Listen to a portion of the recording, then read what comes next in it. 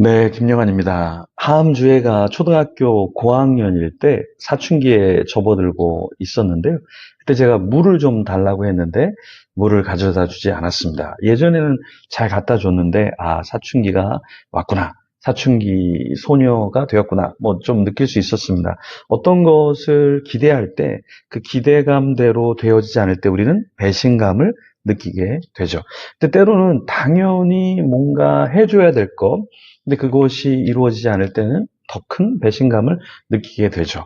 2008년에 무명 기타리스트 데이브 캐럴이라는 사람이 있었습니다. 그 사람이 이제 유나이티드 항공사 비행기에 자신의 기타를 실었죠. 그 당시 그 가격이 300만 원 정도 되는 테일러 기타였는데요. 화물칸에 이렇게 실리게 되는 것을 보고 걱정을 좀 했습니다. 그런데 시카고에서 자신의 기타가 던져지는 것을 눈으로 보게 되었죠. 그래서 항공사에 걱정스러운 목소리를 냈고 나중에 기타를 받았을 때 두동강이 나서 보상을 요구했습니다. 항공사는 아무런 변상을 해주지 않았죠. 무명의 기타리스트가 그것을 요구한다고 해서 해줄 상황이 아니었던 것이었죠. 그런데 이 데이브가 이 상황을 노래로 만들어서 유튜브에 올렸는데요. 2009년 6월 6일에 뮤직비디오는 하루 만에 15만 뷰, 그리고 3일 만에 560만 뷰를 기록하게 됩니다. 음원 사이트에도 올라가지게 되고 아이튠즈 1위를 하게 됩니다. 주요 신문사 그리고 CNN까지 이 내용을 보도하게 되었죠. 나중에 항공사에서 보상을 해주겠다 했지만 데이브는 화가 났죠. 이거는 변상을 해주는 타이밍이 지금 왜? 그러면서 진정성 없는 그런 모습이다. 상황이다. 그래서 거절을 하게 되었죠. 이 뮤직비디오는 나중에 계속해서 사람들에게 퍼뜨려지게 되면서 나중에 이 유나이티드 항공사는 주가 폭락이 이루어졌습니다. 10%의 폭락이 이루어졌을 때 약 2천억 정도의 손해를 보게 되었죠. 유튜브 채널로 그냥 올린 것이 결국에는 엄청난 대가를 치르게 되었던 거죠. 왜 이렇게 올렸을까요? 결국에는 그렇게 올린 것은 당연히 기대했던 어떤 보상, 그것을 해주지 않자 너무 억울해서 사실은 올렸던 것이었죠. 자, 우리는 어떤 것을 기대할 때 그 기대한 것에 대해서 보상이 있을지 않을 때 굉장히 마음이 어려워지게 되는 것이죠. 자, 오늘 본문의 요셉이 형들에게 배신을 당하는데요. 당연히 형들이 자기를 보호해주고 감싸주고 해야 하는데 전혀 그렇지 않았죠. 창세기 37장 12절에서 24절까지의 말씀 같이 한번 살펴볼 텐데요. 먼저 12절에서 14절 말씀 같이 읽어보겠습니다. 그의 형들이 세겜에 가서 아버지의 양떼를 칠 때 이스라엘이 요셉에게 이르되 내 형들이 세겜에서 양을 치지 아니하느냐 너를 그들에게로 보내리라. 요셉이 아버지에게 대답하되 내가 그리 하겠나이다. 이스라엘이 그에게 이르되 가서 내 형들과 양떼가 다 잘 있는지를 보고 돌아와 내게 말하라 하고 그를 헤브론 골짜기에 보내니 그가 세겜으로 가니라. 요셉의 형들은 어디에서 뭘 하고 있었죠? 네, 세겜에서 양떼를 치고 있었습니다. 요셉의 형들은 세겜 땅에서 양떼를 치고 있을 때 동생이었던 요셉은 집에 있었죠. 그런데 이제 아버지가 심부름을 시키게 되죠. 아버지 야곱은 요셉에게 무엇을 부탁했죠? 세겜에서 양을 치는 형들에게 다녀와라. 이렇게 이야기를 했습니다. 가서 형들 양떼, 그리고 형들이 잘 있는지 한번 보고 오라. 이렇게 이야기를 했죠. 요셉은 왜 양을 치지 않고 부모님 집에 있었을까요? 그만큼 편애를 받았던 것, 그렇게 우리가 볼 수 있고요. 형들은 요셉을 시기 질투해서 나중에 이 동생을 보면서 죽이려고 했던 것이죠. 요셉은 들에서 무엇을 하고 있었죠?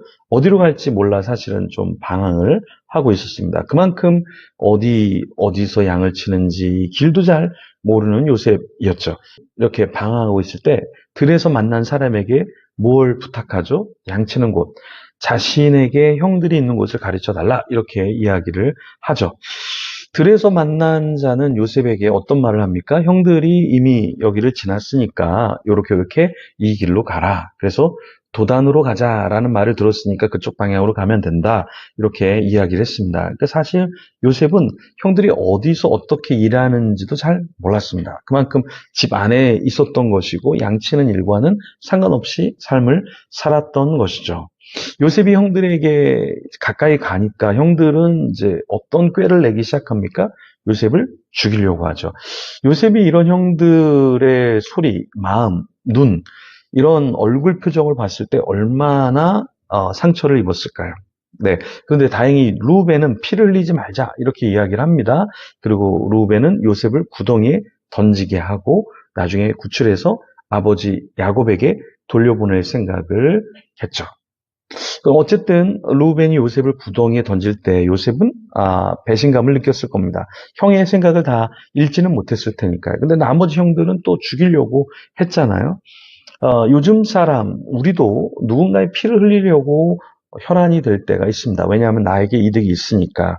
그런데 하나님은 어떤 것을 우리에게 원하실까요? 네. 요셉이 채색의 옷을 입었기 때문에 당연히 형으로서 동생을 미워해야 돼. 이렇게 말할 수도 있었을 겁니다. 저 사람이 잘못했으니까 저 사람은 죽어야 돼. 이렇게 말할 수도 있을 거예요. 그런데 그것이 우리 크리스찬 믿는 자로서 합당한 것은 아니겠죠. 뭔가 이유가 있지만 그래도 그 사람을 구덩이에 빠뜨리고 죽이려고 하는 것은 주님께서 원하는 것은 아니겠죠. 구출해내주고 가르쳐주고 타일러주고 하는 것은 필요하겠지만 그 사람을 죽이려고 하는 것은 합당하지 않을 겁니다. 제가 최근에 어떤 분을 만나서 이야기를 나누는데 교육자인데 이제 갓 사역을 시작한 분인데 설교 준비도 안 하고 뭐 목회 계획도 없고 열심히 하지도 않고 여러 가지 좀 그분이 봤을 때는 이제 실족할 거리들이 굉장히 많았는데요. 그래도 감사한 것은 그분은 그럴지라도 이분을 어떻게 도와줘야 될까? 어떻게 설교에 대해서 코칭을 받게 할까? 이런 고민을 하고 있었습니다. 그러니까 비용이 들면 자기가 그 비용을 내서라도 좀 설교에 대해서 배우게 하고 싶다. 뭐 이런 이야기도 좀 했습니다. 그러니까 교육자가 사역을 못하니까 잘라야 돼. 교육자가 뭐 못하니까 가만두면 안 돼. 이런 생각이 아니라 어떻게 하면 좀 도와줄까? 이렇게 생각했다는 거. 성숙하기 때문에 그런 것이죠. 그러니까 우리 목회자도 우리의 부족함을 빨리 알아차리고 내가 어떻게 개선할까 하면 너무나 좋겠습니다. 네. 이 방송을 보는 목회자가 있다면 그렇게 하면 좋겠어요. 근데 또, 이 방송을 보는 분 중에 목회자와 함께 있는 분들은 어떻게 하면 목회자를 조금 더 성숙할 수 있도록 책을 사서 좀 볼 수 있게 할까? 아니면 좀 어떻게 휴식을 취할 수 있도록 도우면 좋을까?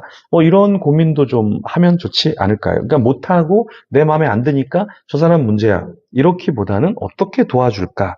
이런 모습을 우리가 태도를 취하는 것이 필요하겠죠. 네, 이 시간에 우리가 좀 기도하면서 내가 도와줄 사람, 내가 더 세워줄 사람, 내가 더 함께 해줄 사람은 누구인가 같이 좀 고민하면서 기도하면서 하나님 앞에 올려드리고 우리도 더 품고 사랑으로 이끌어주면 좋겠습니다. 우리 같이 기도하며 하나님 앞에 나아가겠습니다.